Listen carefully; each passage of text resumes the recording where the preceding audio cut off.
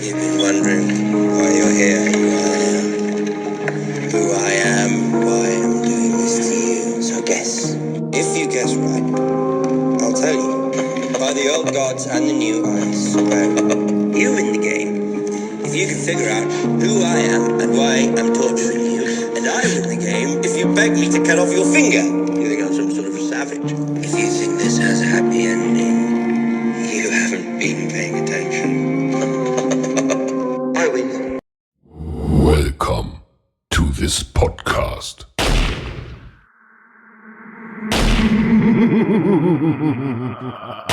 All right, welcome back to the Same Shit, Different Day, the podcast. My brother, how's it going, bro? Same shit, different day, kid. What it do? Yeah, absolutely, man. What's up with you, man? How you feeling? Good, man. Good. I mean, that was an exciting card. UFC Fight Night, huh? Bangers! I hope everybody thanked Uncle Dana. Yeah, just like you said, huh? I sent out my tweet. Yeah, it was a great card. Ended off with a bang. Ooh. I mean, great transition. Let's just roll on from there. I mean, basically, we'll go top to bottom on this one. We'll discuss our picks from last week, but we'd be remiss not to start with the Black Beast, Derek Lewis, man. Wow, going hard. Missed the plus 300, cashing in for people. I gotta say, I know I'm not trying to like cop please here. Obviously, it is what it is, man. That's why we started doing this. We're putting it on record, like we're just living with it, And current standings, you're still up 31-21 after these results. Just to point that out, but we did talk about it a little bit, though. You gotta at least throw that credit. Like if you've seen episode 7, we basically said like the best bet of the night. While we don't like, I didn't see it. I thought Curtis Blaydes would wrestle him. And just, ground and pound maybe, but I thought I saw it going to decision. We had that side bet. First round, you think Curtis had the hands on him, or was it just a ploy? I don't know. I think if it had continued like it went in some way, it probably would have landed with Curtis Blaydes. Like he would have. I think his plan was to try to tire him out. I think he should have kept shooting.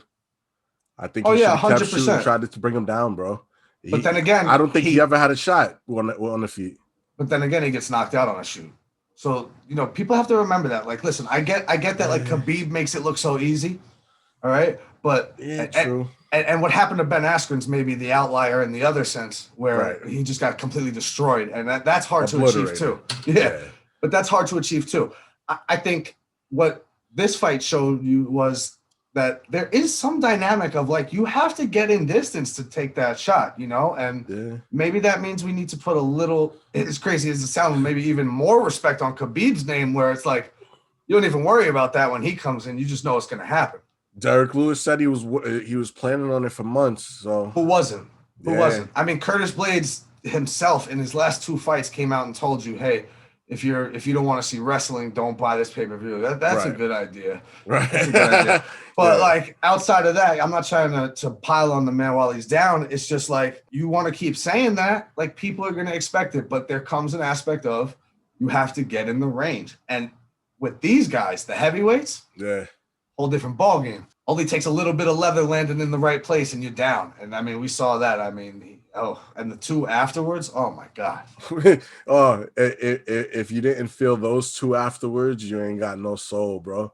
Michael Bisping definitely had like flashbacks for a second from the UFC 100 Dan Henderson knockout. Like, seriously. And God, I mean, Jorge Masvidal would say super necessary, but I'm not sure about that. Slept them walking in, man. Sent everybody to bed. Side note, guess who the referee was? Yeah, man. And you want to know something, yo? He's been catching a lot of flack, man. This one, I'm not gonna do it, yo. I'm not gonna do it this time. I can understand where you're coming from if you're gonna say, yo, you gotta protect the fighter, you gotta be quicker to jump on him. He was on a hard angle, and my man got slept. He didn't see that until it was too late. And I agree. You definitely, if you're Derek Lewis, bro, you can't stop. Like you said, bro, you keep fighting until they drag him off you. One devil's advocate, and I swear, not to enforce the point we made when I went on a rant against Herb Dean. And really not to shit on the guy while he's down, like I said before, but I saw on Twitter that someone asked Big John McCarthy, is there any type of like, being that like Herb Dean was a couple feet away, so there takes a second there to get into space, right? So it's not that he didn't react quick enough, but maybe like the distance he was away was a little too far.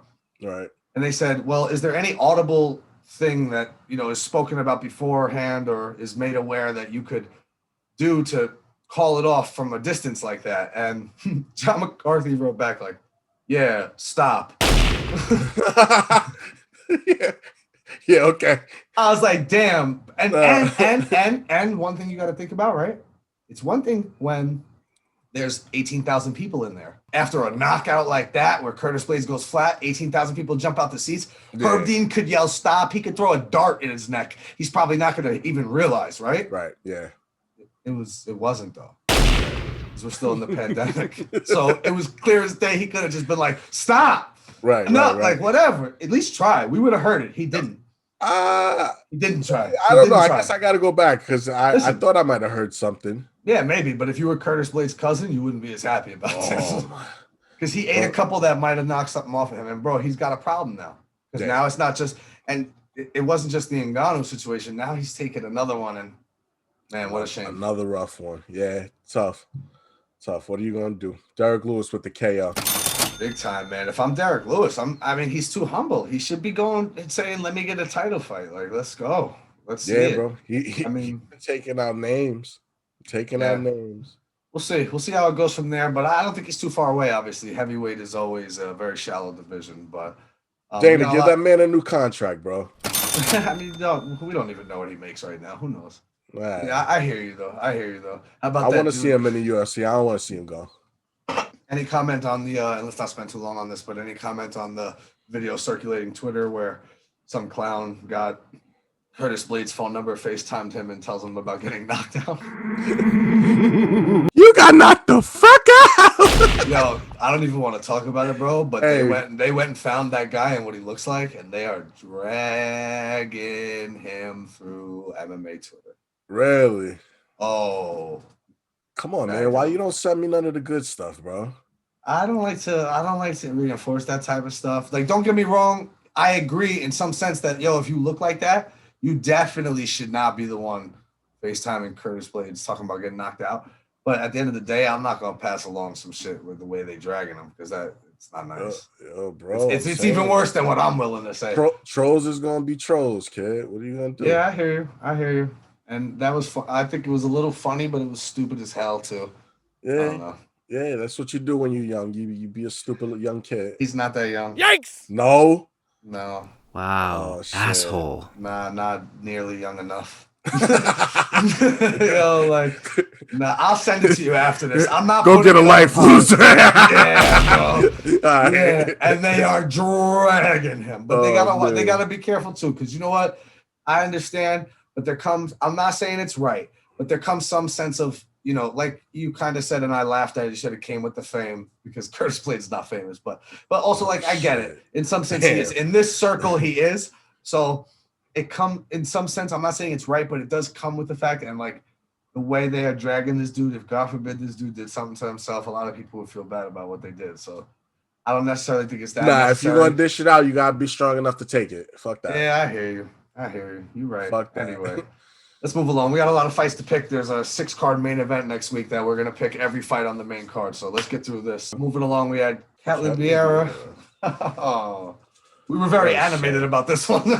What a shame. I told you the other day, we're going to have to start a little Friday night, little 15-minute little segment because after weigh-ins, we gotta weigh in on our opinions. It's getting crazy. A little amendment, right? Like, wait a second. I don't really want to go so hard with the girl who she came in like 3 pounds over. Yeah, man. Like what, 2.5, almost 3 pounds over? Yo, what are you doing? There's nothing else to be doing. It's COVID out. What are you doing besides training? You know how I feel about this. Loser. It's like breaking the rules. Irresponsible. Let's be real. I'm not the biggest rules guy, but let's just say we want to be a top line sport. You know what I'm saying? And they are. Right? Yeah. And as corrupt as I see things that happen in the NBA and the NFL and all sports, there's still a level of like, come on.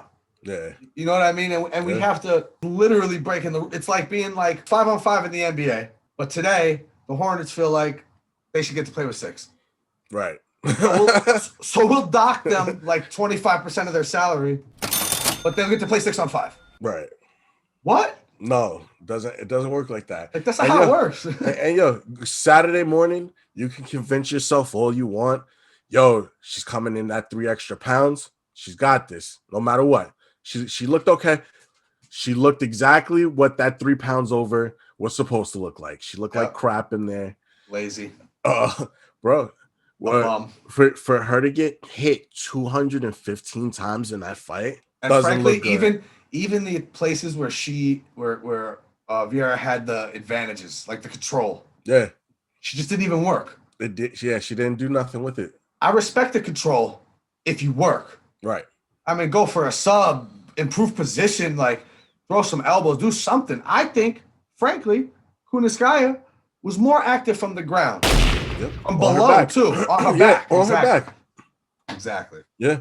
And there's no excuse in that. I'm sorry. 28-29, unanimous decision. It was easy. And you know what? A lot of people were like, oh, well, I don't know, because we've gotten just so used to seeing that if you get top control time, despite how much damage you're doing, you can still pull it off. Well, this time, I think the judges made it right, and we got to give them credit where it's due, because we bash them when they do stupid shit. Yeah. I think this was the right decision, because outside of the 7.5 minutes that Vieira had control, where she did absolutely nothing, Kunitskaya rained down strikes on her in every way possible, from her back, on the feet. You got to man up and take it. Look, we both had Vieira winning this, and Kunitskaya was just sort of set there as a placeholder. I put no respect on her name last week. I apologize. She put on a show. She looked like a totally different fighter. That's right. Yeah.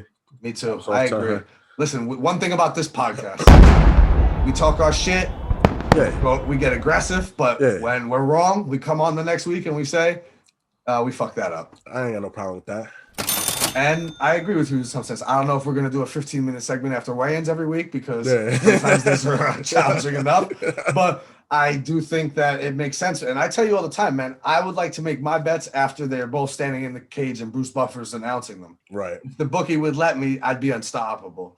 Because I want to see what they look like even after the weight cut. I want to see the next day. How did they rehydrate? What do they look like when the cage has closed and it's now just the two of them? Yeah. Yeah. I agree. When we got to that point, I already didn't like the way it looked. And 2 minutes into this fight, I was like, yeah, we're not winning this. She showed you exactly what that 3 pounds over was. Absolutely. Alexei Oleinik and Chris Dawkins. Yeah, because we're zeros. Yikes! So far in our side bet, main event, and co-main event. It's all good. Thank God a couple weeks ago we claimed to not gamble anymore, and please don't take our bets, because this is simply for our contest at this point. You don't want to take Chrissy Malloy's bets. Although I'll tell you, eventually I want to grow this. I'd like to, if we could get other people who'd like to join up and basically do some sort of MMA picks every week and have like a big group, I'd love to set it up on one of the platforms and create a group and everything. That'd be fun. So that's in the future. We'll see. But moving along, Alexei Oleinik, the old man. What are you gonna do? You got 2 minutes of work. What did you think about it? I don't know, man. I mean, it was what we, I guess, expected it to be. I know I went the other way. Man, my board looks great from picks last week. It looks fantastic. 4 zeros in a row. He sucks. I don't know. I was not that I don't stand by my pick. I was just trying to branch out there a little bit, but we all saw the writing on the wall. Yeah. I did think Dawkins is not in the greatest of shape, and maybe Oleinik could tire him out after at some point, and maybe and you saw when he pulled guard. You know why he did that? Because his only resort for Oleinik was, maybe I could get that Ezekiel by letting him get the position on top of me. Yeah. Straight up, but it didn't work out. It didn't work. You finally got on the board with that one. Chalk it. Yeah, man, that was easy. I'm surprised nobody laid their gloves down last week. It is what it is. I'm in third place, the third most overall on my MMA Twitter fantasy league. Damn, man. For some reason, I just cannot translate it to this. Yo, you're in next time if you want. Absolutely. By that point, I don't know if you were even up on Twitter yet, but I can get you in for sure. They'd love to have other people too. And this time we actually did it for a little Scarol. Yeah, nice. So But yeah, man, I got like 91 overall points in like the 5 events we've had so far. I just can't seem to translate it to this goddamn podcast. But on that joint, you said you picked Dawkins, no? No, I didn't. I had Alexei Oleinik. I spoke about it last. Oh, on that, yes. Yeah. Sorry, I just realized what you said. Oh, no, because this one I'm trying to be spicy. You know what I'm saying? Like that, I'm trying to win some money. So that one we gotta be logical on. Oh yeah, and I had a decent week. To tell you the truth, I got most of them right, despite what this looks like. I don't know, whatever. To round it out, we had Tom Aspinall, who honestly, I was surprised that it went by sub. Yeah. But then again, I also say it's kind of like one of those subs where, because he kind of like beat him down and then just jumped on the sub. Fatality. Another one that played out exactly how we thought. Well, except for the sub. Just showing a different part of his You were game. in on that? You were in on the North. You were in on the North England fighter coming in to do subs. No, definitely not. But he definitely showcased his hands before he subbed them out. 100%. That's what I mean. Oh, beat him down. Yeah. Beat him down. And I mean, I actually like this kid, Aspinall. I think he's got crazy speed for a big dude. Yeah. And I'm excited to see where he goes, I think the UK needs some representation since Michael Bisping is retired. We have Darren Till, but he's been up and down. Oh, that guy.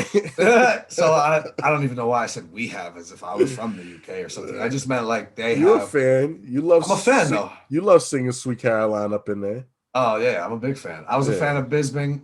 I'm a bigger fan of Bisping since he's retired, but I've been a fan of Darren Till from day one. Right. And that guy is the MVP of Twitter. Oh, my God, the abuse. He does the damn thing. I mean, he genuinely talks about raping Mike Perry's woman, and that's not right. Mike Perry's a friend of the show. Yikes! Oh my God. Yeah, it's not cool, man. Not cool. Seriously. And I'm not crazy. In no way is that disrespect. That's just a fact. No, that's crazy. Go and look at the evidence. Like just talk about raw dogging his wife. Like that's just come on, dude. Wow. Asshole. They just had a kid. I mean, I know Mike Perry's animated and shit, but like that's a little excessive. Most of the other shit's pretty funny though. Yo, we couldn't spar together after that. Nah, hell no, bro. And I'm serious. I think Mike Perry feels that way. No, they sparred before that. They sparred before that. Because now I think Mike Perry would have to just like go all out and stab him or something. Right in the throat. And I don't necessarily think that's a guaranteed, win for Darren Till either. Mike Perry's got some balls, man, and can fight. So who knows? And we've seen Till go to sleep a couple times. Oh, I'm just saying. He's bigger than him though. He's a lot bigger than Mike Perry, but Mike Perry's a friend of the show. So Darren Till can 100%. Raw dog. Raw dog from the back. From the back. Shout out to DJ Romero. Yeah, I mean, it was a good card. We both got that one right. That was my one pick of the night that actually came through. Yeah. That was your second of the night. So like I said before, we sit at a total of 31-21. We got to start talking about designing that belt. But it's happening.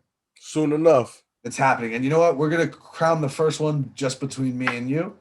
But as I said, when we eventually go into doing this with other people and start including people in the group, I'm prepared to fund getting one every year for the winner. So what, are you like letting me keep this lead until we like throw the money down to actually buy this belt, and then like once the order's in, you're gonna like 360 this shit? Listen, man, at some point you gotta think I gotta keep it interesting, Oh shit, it's like them 2K it's like games. Yes, yo, it is like the 2K games. I used to let them rock till like halfway through the fourth quarter, and then all of a sudden win by 25. Can't do this. Those were the days, man. That shit is funny, bro. I guess the only other thing that was a little weird and something I just want to mention because I've never seen anything like it before. Chaz Skelly walks out, gets to the octagon. You informed me of this. I had some things to do earlier in the night with the card, and you let me know to go check this out. I go to check it out. I'm like, what the hell's going on? I've never seen that before. Left him standing in there by himself like it was Valentine's Day. Talk about last minute pullout. Oh my God, that guy was playing dangerously. Yikes! They said he caught back spasms walking out, man. Yeah, I'll tell you what that is. Them bright lights scared the shit out of him. Back spasm. I'm sorry. No, I'm not knocking him because I get it, man. I get that it takes a lot to make that walk. Yeah. It's different from anything. I don't care how many street fights you've been in. It doesn't matter, bro. That's totally different. Where you get in a fight and it just happens. Yeah. Plan it, be ready for it, do it on national TV in your underwear. Yikes! Against another person that is exactly your weight and size and fairly the same. Like, wow, that takes some balls. Yeah. But at the end of the day, call it what you want. My man caught the butterflies, caught the shits, caught the back spasms of fear. Yeah, I hope Chad Skelly got his money. That's The UFC, I mean, the UFC takes care of you in that situation. My man got all the way to the cage. My man's jumping around in there waiting for his opponent, bro. It was nuts. It was weird. It was weird to see. Usually they cut to commercial and then just come back and tell us, but yeah, it was weird to watch him up in there. Never seen anything like that before. I mean, I've seen people drop out last minute, but wow, that was weird. But you know, prayers up to Emmers, and I hope everything's all right. But I'll tell you what, they better find something conclusive because the UFC, I think, on the low will resent you for something like that, and you get cut. Yeah, snips it. Good card, decent card, great ending. Overall, enjoyable. As we look ahead, we have yet another. I mean, they are keeping them rolling. I'll tell you that. That Dana with the fights, no breaks, dishing them out. It's crazy. And I gotta say, you know, this card upcoming, Rozenstruik versus Gane, another fight night. Man, it's actually a pretty deep and solid card of good fights. That's a good word. It is deep. Yikes! Anyway, it's weird in some sense. You know, I'm no casual, but I'll be honest. It's like 8, 9 prelim co-main events, but like to some sense, like those are always usually pretty good fights. Yeah, not right. You know, not drop down $70 for good fights, but solid, good matchups. You know, and bro, even in the prelims. Yeah, and there's some opportunity. Yeah, we're gonna pick the main card because they got 6 fights on the main card, and lately they've just been, you know, putting them out. Hopefully, all of these, you know, make it through and get to the octagon. But we'll see. Either way, at least we picked the 6. But man, no slight to the prelims and anyone who's fights before the main card because it's pretty solid. Got some names on there. Up and coming names on there. Don't miss out on that. Yeah, for sure. A lot of I see a lot of UFC matchmaking in here. A couple of eliminators, a couple of situations where let's see what this person's about. Like a lot of next step tests going on. Right. You know, but I guess if we get it started, we'll kick it off with the first fight of the main card: Alex Caceres versus Kevin Croom.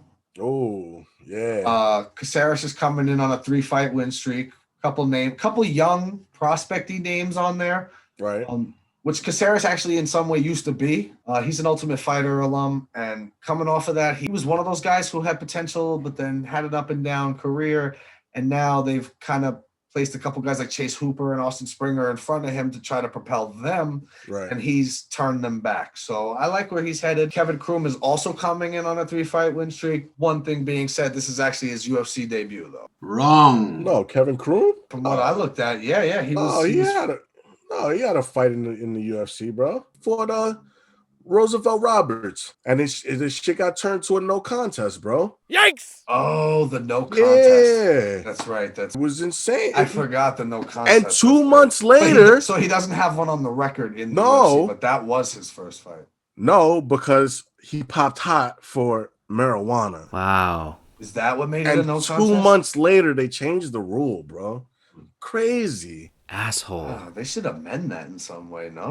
Right? Because he choked the shit out of Roosevelt Roberts. Real quick.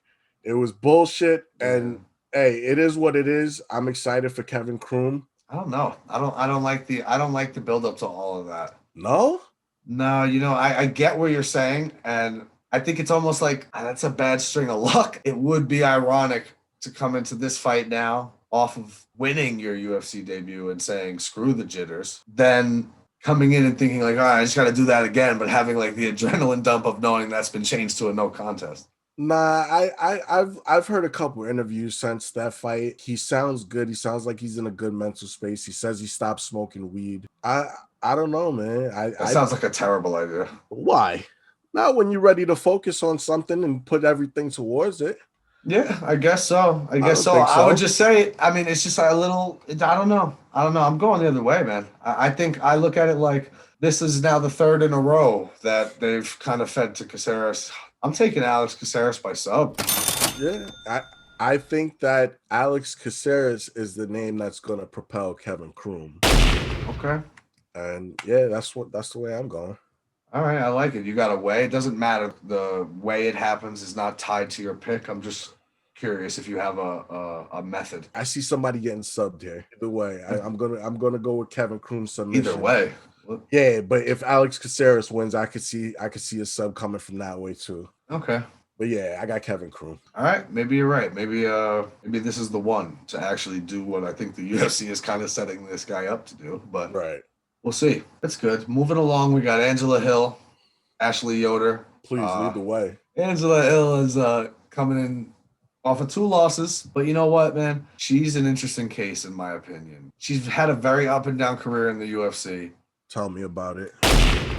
But me and my wallet now. She does, like, she actually, in her time in between her UFC fights, she was in Invicta and did real well over there. And I think she's come back to the UFC, and when it's not against a top 5 talent in her division, she's one of those people like we spoke about last week where she's like a tester for people. I mean, 2 losses in a row coming against Karate Hottie Watterson and Claudia Gadelha. That's not so bad. I mean, it's 2 just like scrappers. I said, it's that top echelon. She's Exactly. not really there. And I know Ashley Yoder bounced back from a 2-fight losing streak herself in her last fight. Mm-hmm. Nah, man, I think Angie slices and dices her decision, but I think she beats her ass. Definitely a decision. If you remember, this is a rematch from back in like 2017, and Hill beat Yoder by decision. Yeah, I don't see like Ashley Yoder. I'm sorry. Let's be honest here. If the division was a little deeper, she's not exactly. Bro, she's coming back off of 2 losses. One of them from Randa Marcos. She's coming back off of a win off of Miranda Granger. Like, Yikes! Yeah, and whoever the fuck that is, I mean, whatever. Angela Hill, like I said, she might not be top 5 in the UFC ever, and she has a very up and down and close to 500 record overall. Yeah. But I think she's dangerous. I respect her a lot, and I think she could beat anyone ranked outside the top 5. It'll be by decision, but I don't see her having much problem in this fight. Yeah, I pretty much agree on that one. I think the line speaks for itself. Yeah, for sure. All right, well, moving along, we have a very interesting contest. Now, neither one of these guys are the young, up-and-coming guy that they want to propel off a name. This is another scenario the UFC tends to pull off, and what I like to call it, in some sense, a title eliminator. Like, not that if either one of whoever wins this fight between Pedro Munoz and Jimmy Rivera is going to be in a title fight next. Right. But I do think it's like you'd both at of you least guys still be on track. Yeah. Right. And I think both these guys are sort of at that line where it's like you have to make a decision of what's going on here. I mean, Pedro Munoz was on that 3-fight win streak that culminated in him knocking Cody Garbrandt the fuck out. Yeah. Which was big. Yeah. He looked good. But then he ran into Aljamain Sterling. Took the words out of my mouth, literally. The words I was going to use is, and then he ran into Aljamain Sterling. Yeah. And then after that, dropped another decision to Frankie Edgar, which was kind of almost, I kind of feel like Pedro Munoz's first title eliminator at that point. Yeah. Jimmy Rivera bounced back recently over Cody Stamann after dropping 2 fights in a row. But like we said before about Angela Hill, I mean, but Jimmy Rivera lost to Aljo Sterling and Peter Yan, the current champion. Do I bury him? No, I don't necessarily think so. I think that bounce back against Cody Stamann, which I don't think was supposed to happen. I think that was set up to propel Cody Stamann.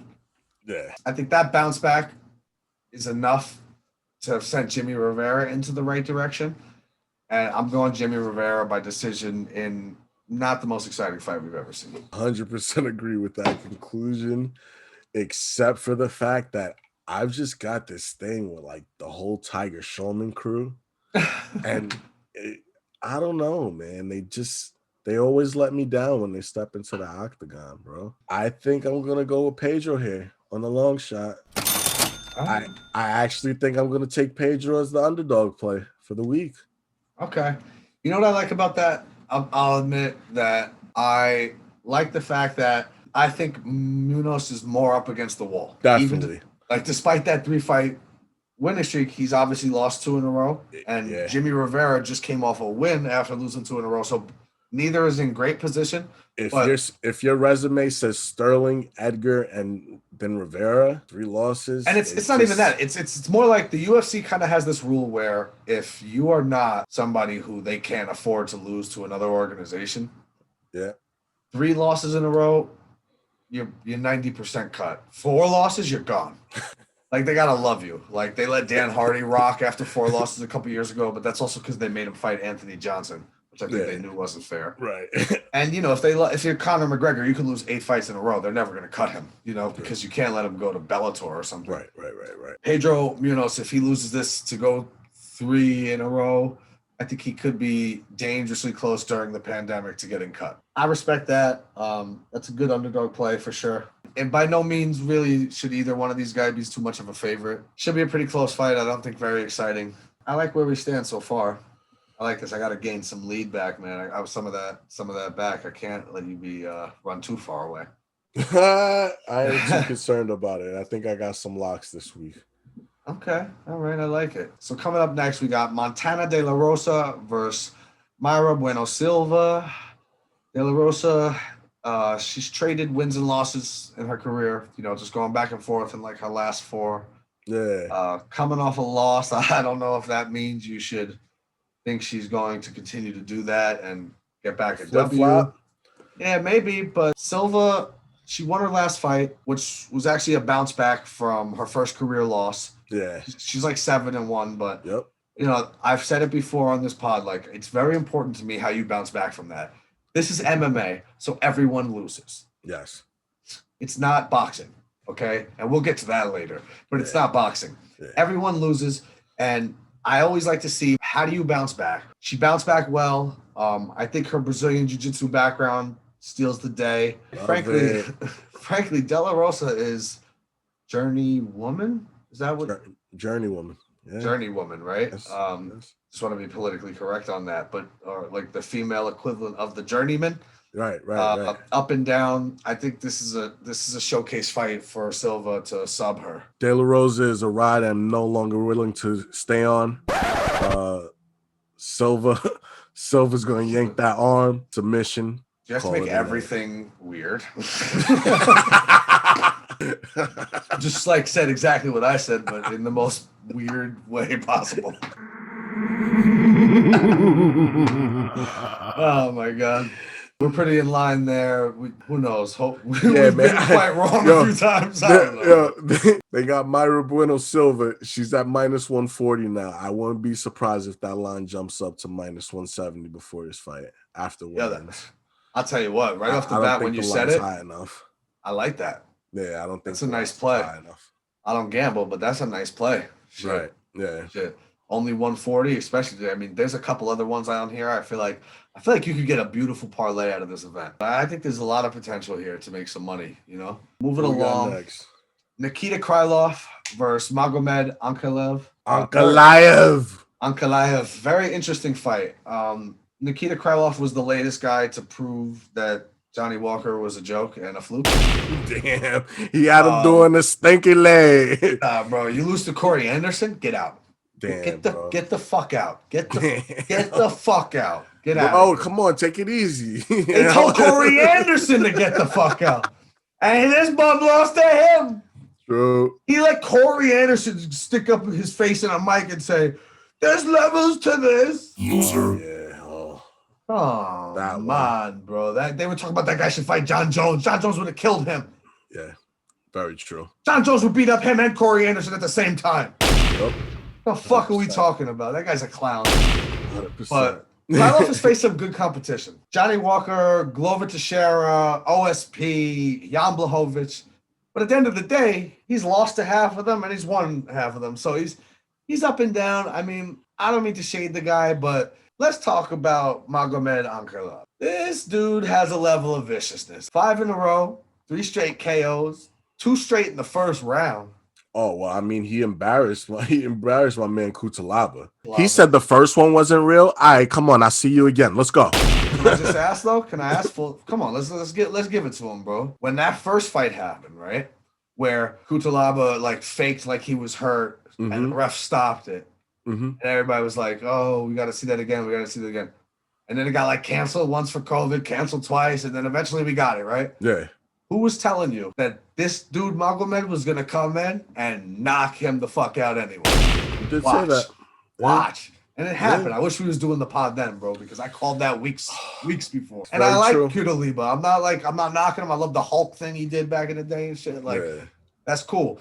But nah, this dude's a savage, bro. And straight up, I'm sorry. I mean, nothing but respect by all this, but like, just listen to his name. These dudes have taken it by storm, and it's not just Khabib. You know, these dudes. I don't know exactly where this dude is from, and I'm not saying he's exactly like. Oh, what do you mean you don't know where he's from? He comes through with that Russian pressure. But that's it, right? Yeah, bro. All that same area. Man. They train. Area, they train with bears out there. Yeah, it's not a game. It's different. And I think this is yet again another showcase fight. Yeah. Like Nikita Krylov, all due respect, I think you going to sleep. Oh, damn. I think you going to sleep. Quick. Oh. Pretty quick. Damn. I had him at least standing up for the 3 rounds, bro. Let me tell you something. I'm hoping he gets through it, but yeah, it could get vicious in there. There's a reason this is the co-main event. Very true. Yeah, you always got to think about that in the back of your head. It's very true. I think like a promoter. Yeah. I'm always looking at these and I say to myself, not for nothing, Pedro Munoz versus Jimmy Rivera could easily be the co-main event of this. Yep. But it's not. Why? Okay, because this is a showcase. This is don't miss it. This guy's going to put on a highlight. And these last 2 fights, I think, are going to be bangers. 2 knockouts to set you up to go buy that pay-per-view for next week. Oh, yeah. Yeah. Good call. Yeah. I mean, first off, I don't give a fuck what happens in these last 2 fights. It could be Derek Lewis versus Francis Ngannou in both fights. You're still buying that shit next week. We'll talk about that, but that is a fucking banger of a card. If there's any card to buy this year, it's definitely that one. Yeah. I mean, not for nothing, but spread the love a little bit. Like, we could have half of these fights with, like, just one of those title fights next week. Yep. It'd be a pretty good card. Yep. No, but whatever, man. I'll take it. That one's definitely getting ordered for sure. Yeah, so I went Ankalev by KO. You said you like in the decision. Who you taking in the call? I'm definitely taking Magomed. Krylov got the reach on him, but I don't think that's going to matter. I think he's going to get all up in his shit. And, yeah, it'll be a scrap for sure.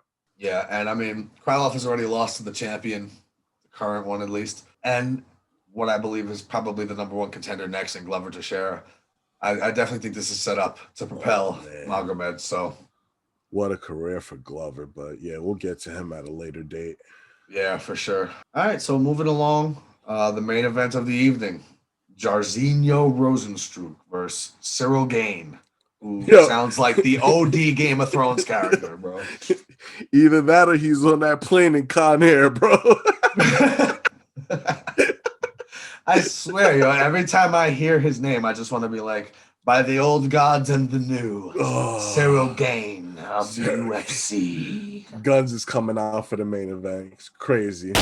Oh, man. Listen, 2 fights ago, we saw Francis Ngannou try to decapitate Jairzinho Rozenstruik. Yeah. On live TV.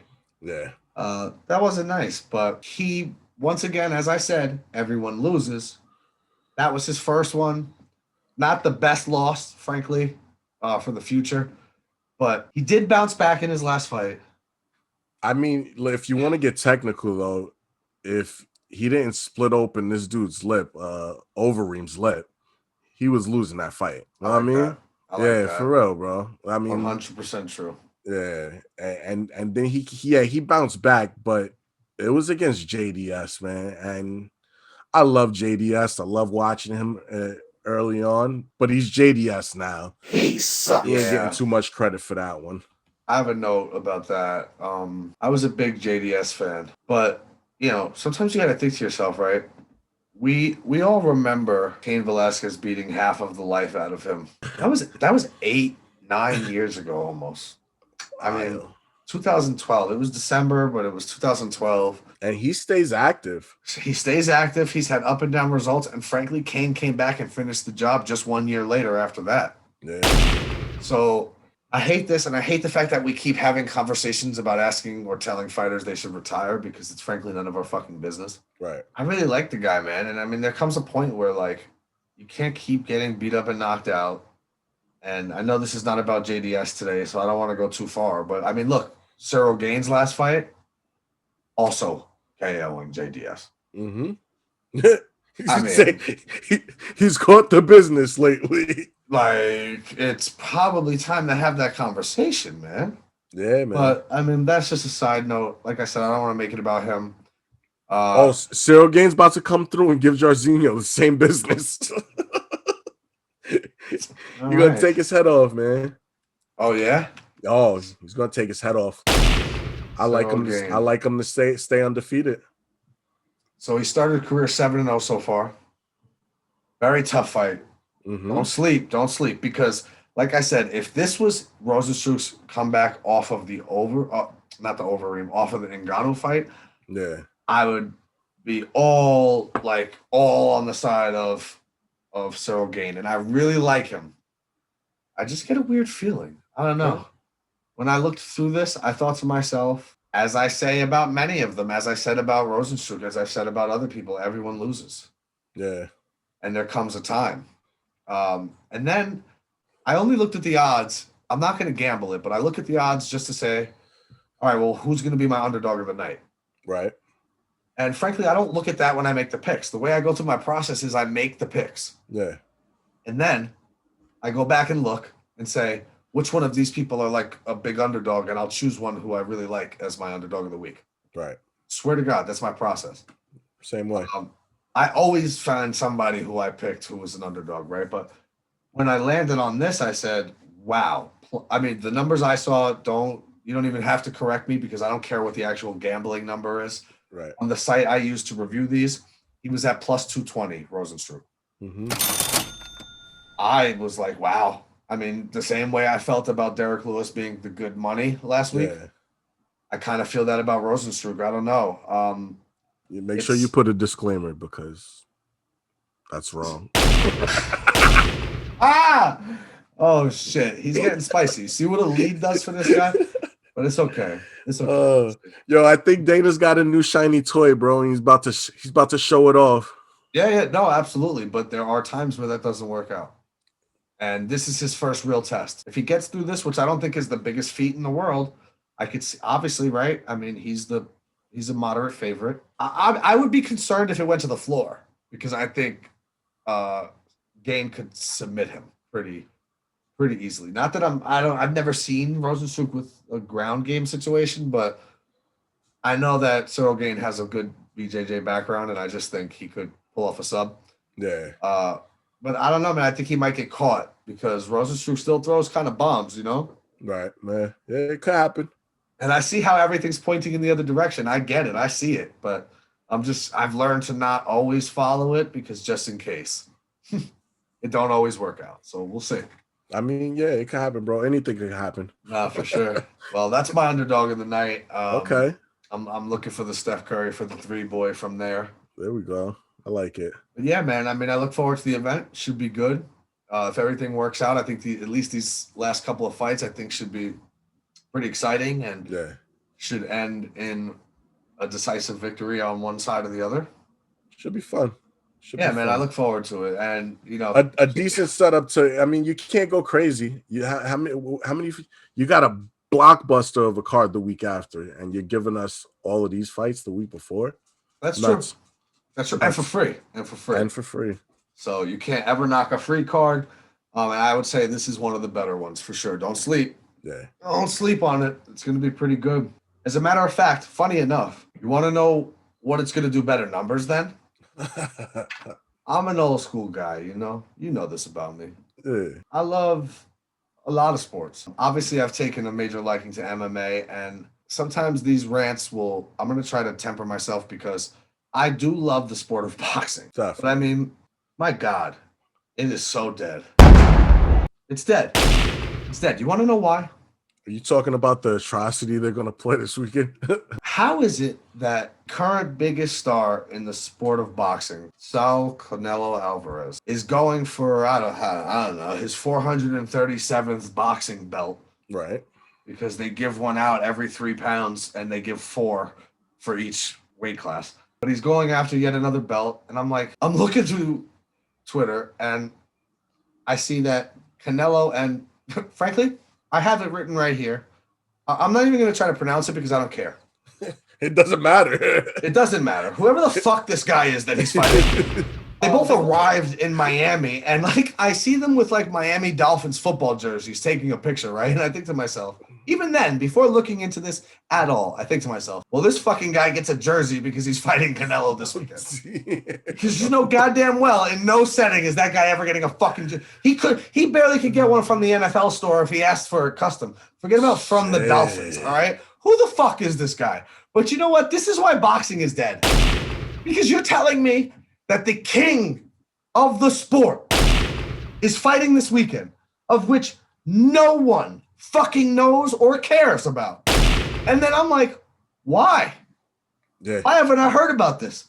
Why, right? 2 reasons why. Number one, who the fuck is that guy that he's fighting? All right? I go look into this fucking guy. His last fight is a loss. How do you get a fight with Canelo? I spit on my mic. He lost his last fight. He's not only fighting the king of boxing, he's fighting for a belt. Yeah, what the fuck? It doesn't make any sense. He might as well fight Jake Paul. Let's see it. Who cares? Who the fuck is this guy? Serve him. Who the fuck is this guy? He comes off a loss, and he gets another title fight with the king of boxing in the current state.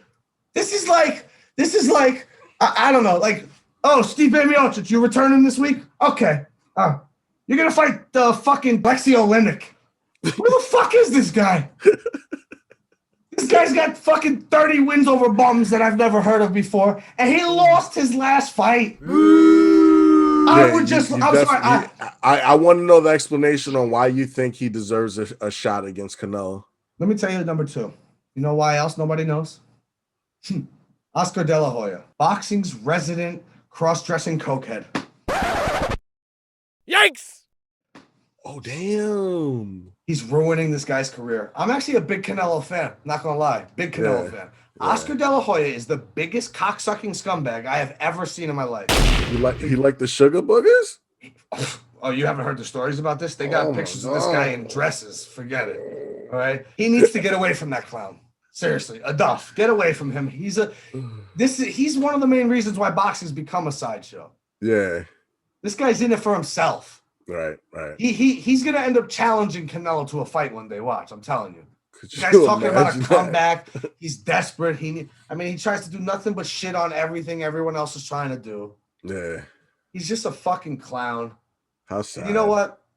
At the end of the day, they've already got a leg back because kids will come up nowadays and MMA from here on will always have the upper hand. It's number one. It reigns supreme. It's a more complete set of skills. Yeah. If you're a great boxer, that's all good and well. Universally understood. You come up across somebody who has MMA experience, that means he's got multiple disciplines. Right. And he's about to fuck you up. Yep. A lot of people eat punches. Varying levels. Some people get knocked out. Some people eat punches. Across the board, you take a calf kick from an MMA fighter who's used to doing it every day, you're not going to walk right for a couple of weeks.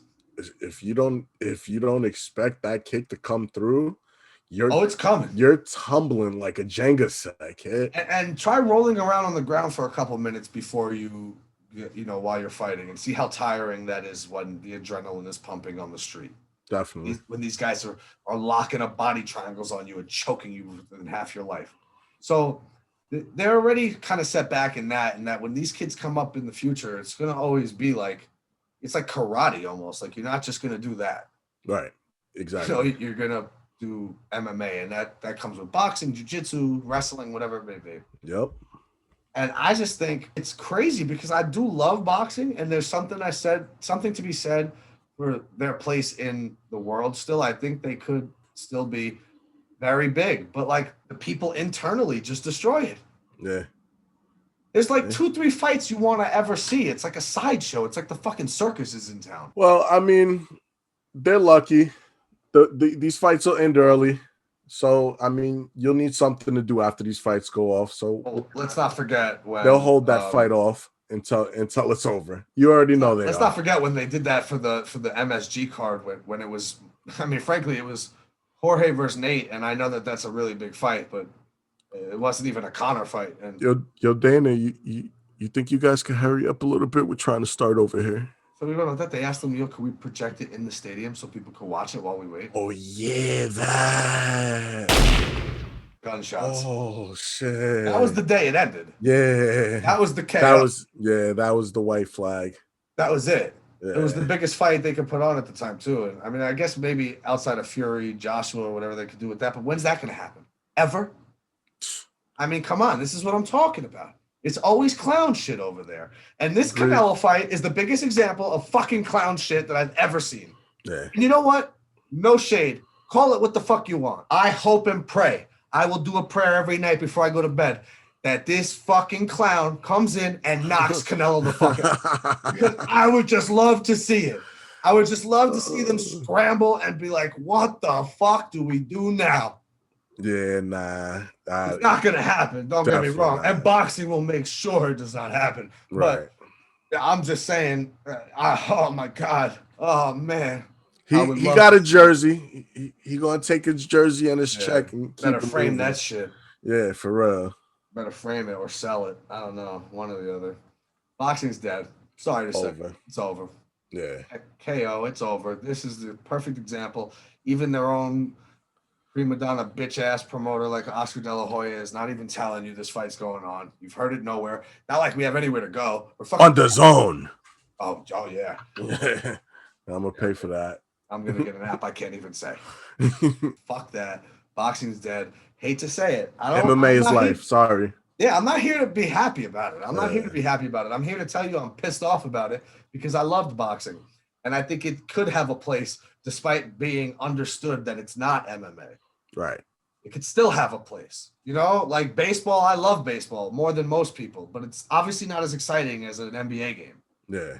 But it still has its place. Exactly. Okay? And that's what boxing could be. But instead, they let cocksuckers like Bob Arum and fucking Oscar De La Hoya run the shit and run it into the ground. So that's that, man. That's what we got on the fight scene, at least. Combat sports is all different types of shit going on. From one fight to the next, Twitter fights. Oh my God, Trevor Bauer, you fucking bitch. Stand up. Stand up and answer for your bullshit, man. You know what? I love Thor. Yeah. I saw back and forth of, Syndergaard shouldn't even engage him. And fuck that, yo. We men. Fuck this guy. Who does he think he is with the little back and forth? And then, like, shut the fuck up. You didn't want to come here. Fine. Where he initiated this. See, people will try to say that Thor initiated this because he sent out the first tweet. But what was his first tweet about? I'm not going to get into the word for word about it. I'll put up some graphics on the pod, whatever. It'll be what it'll be. Wasn't it like a subtweet? It was, frankly, it was about him coming out and saying, I'm going to, like, donate to your charities, even though I didn't sign with your team, and I'm sorry I led you on. Go fuck yourself. I've been telling you from day one. Pretty much. Go fuck yourself. Go be on the Dodgers. Yeah. Go fucking suck and go let them regret that contract. And nobody wanted you, bro. That's it. I did want him. Fuck that. Not that bad. Not for $80 million. Fuck that. You wanted this guy? Because that same drama would be up in the bullpen down in Florida. I'm like that, bro. We're in a bar and you're fucking throwing paper at a guy's face 17 times because you're drunk. He comes over to punch you in your face. I'm going to take my Corona, split it over his forehead. We're going to leave the bar without being touched. And then I'm going to tell you, you're an asshole. You shouldn't have done that. See, but the difference is it's a whole different scenario. If Bauer came here and he harassed somebody else in some other shithole city the way he's doing right here, I don't give a fuck. I would be on his side. And I'd be his drama would be right in that clubhouse right there. I don't care. Same drama. I wouldn't care as much because I'm not hanging my hat on him. Fuck him. Jacob deGrom. That is the GOAT. Stop playing. Plain and simple. When Syndergaard comes back, he'll be a fucking ace too. Absolutely, but I don't need Trevor Bauer to come here and be the ace. If he wanted to come here and be the never won. He's not an ace in LA. He's not, but I could have had him as my number 3. I'd have no problem with it. And he could talk shit to whoever he wants. I'm very loyal to my side. But I'm also admittingly don't give a fuck. You didn't come to this side. So now you can suck my dick. And I'm glad that the actual Mets players are on Twitter abusing you because you're a bitch. Yeah, man. You're a bitch. And I didn't appreciate the whole getting at Marcus Stroman talking about homie. Ain't nobody your homie, bitch. Can you elaborate, please? I'm saying. What offended you about that? I'm just saying I didn't. The context, it didn't sound right. It sounded like a little malicious. You know what I'm saying? Would you say a little racist? I mean, you said it, not me, but it sounded like there was some undertones under there. I mean, your homie. I ain't your goddamn homie. Strowman ain't your goddamn homie. You ain't got no homies in New York. You're forgetting you're gonna have to come play here. And I hope Syndergaard comes back. I hope he throws that high heat right in front of your motherfucking face. And then on the second at bat, I hope he hits you. Oh man, I don't even hope that. I hope, and I'm pretty damn sure when he comes to face us or we go there, I just want our offense to absolutely rip into his bum ass. He's a bum, bro. Yeah, let's drop 12 on this dude one day in like 2 innings. That's all I like it. I like it. Let's come in and let's go into Dodger Stadium and drop 12 on his head in the top of the second. Like, I just 100%. Want to fucking bury him and see what he likes about that. 100%. I don't even need to hit him. He's a clown. I mean, make him delete that Twitter. Yeah, delete that shit. Get that tweeter twatter. We'll abuse him on Twitter for that. Like, I hope so. But you know what? At the end of the day, he's a bitch. I hope they don't keep engaging him. I like the little bullshit here and there, but at the end of the day, I just want to get on the field. I think we are supremely talented, man. Yeah.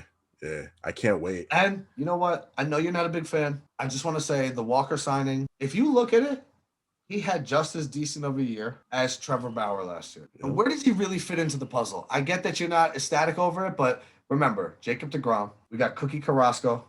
Yeah. We got Stroman still, who's solid, right? We got this young kid, DP, David Peterson. We got Thor coming back. The guy had a couple points over ERA over Trevor Bauer. Trevor Bauer signed for $100 million. This can't be a bad signing. You know, I mean, I get it. I'll let you speak on it, but I support it. I think it was solid. What's this? What's the kid they just traded? Matz, Toronto. Yeah, Steven Matz. I feel like all they did was replace that level. That's all we're gonna receive out of this kid. If that, I don't know. It's not that I don't like him. It's that there were other options that I liked on the board. You know what I mean? But you know what? You have to think a little bit long term. This is the literal first offseason. They traded for Lindor. They got Cookie Carrasco as a throw-in. Who's better than Bauer? I don't care. And this kid, okay. If I don't know this for a fact, but what I see is they traded Matz because they were pretty sure, based on the bullshit that Bauer and Rachel Luba were feeding them, that he was going to sign here. So they traded Matz to make the room. He didn't sign here. And then they decided, well, we have to reevaluate that and get somebody else in to replace him.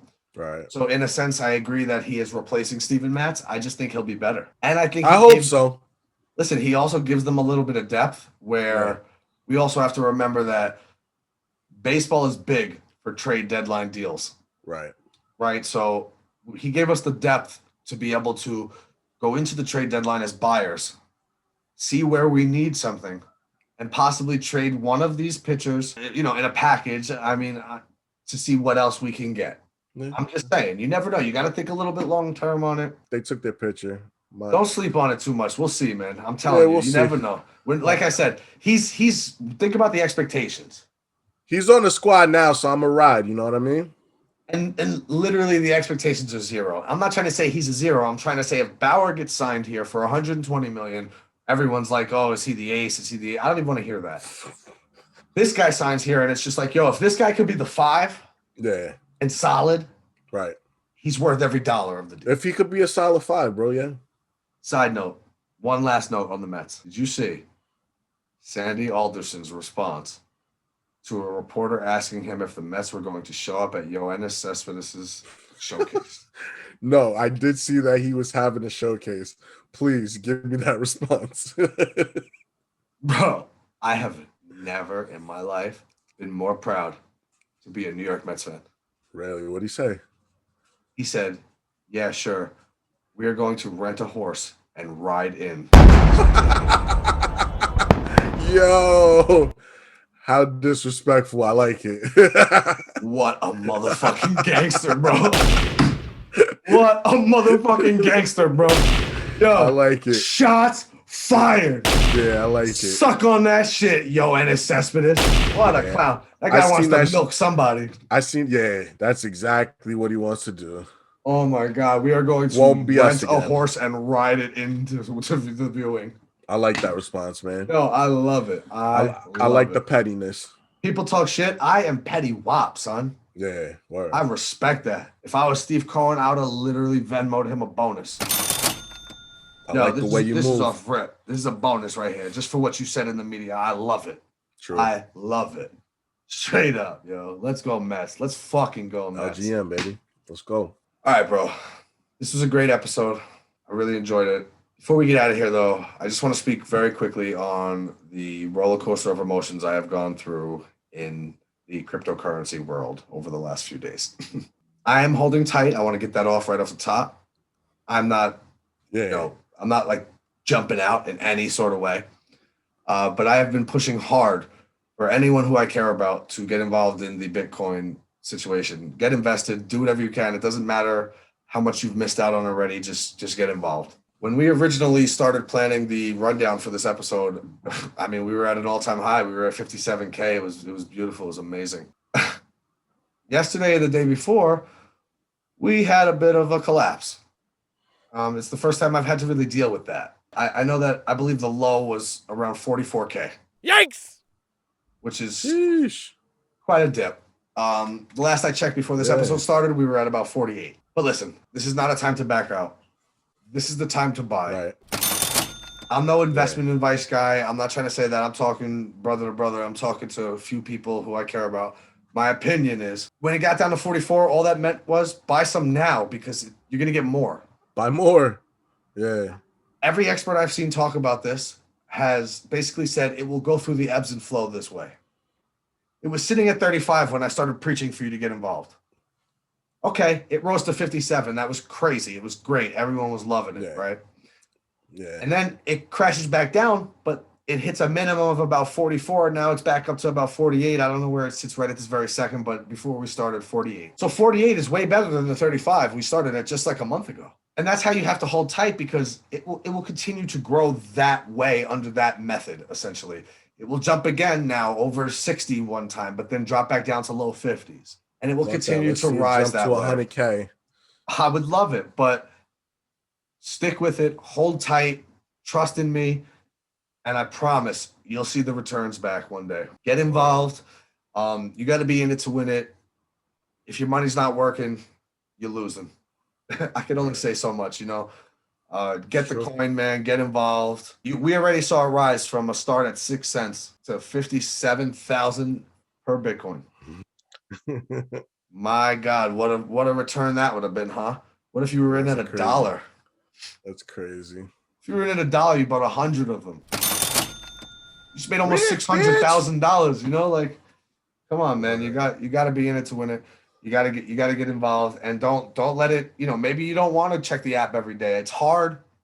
But I came to my first realization of that. I got sick. I was like, holy shit, I'm down money. Should I back out? Like that was my first instinct, my first thought. Yeah. And I said, you know what? Fuck that. What I put in is what I was willing to lose, and I said that from the beginning. Right. Don't put your whole life, but put in what you're willing to lose, and say, fuck it, ride it. Let's see what happens. If I lose it, I lose it. Right? How many times we lost gambling on fucking the Super Bowl? I might as well put what I can in there and see where it goes. Take it or leave it and love it, baby. That's it. That's all I had to say. I hope everybody gets invested, gets involved. Episode 8, man. In the books. Episode 8. Same shit, different day. That's it, kid. Love you, brother. Love you, kid. Peace. Great one, man. See you next week.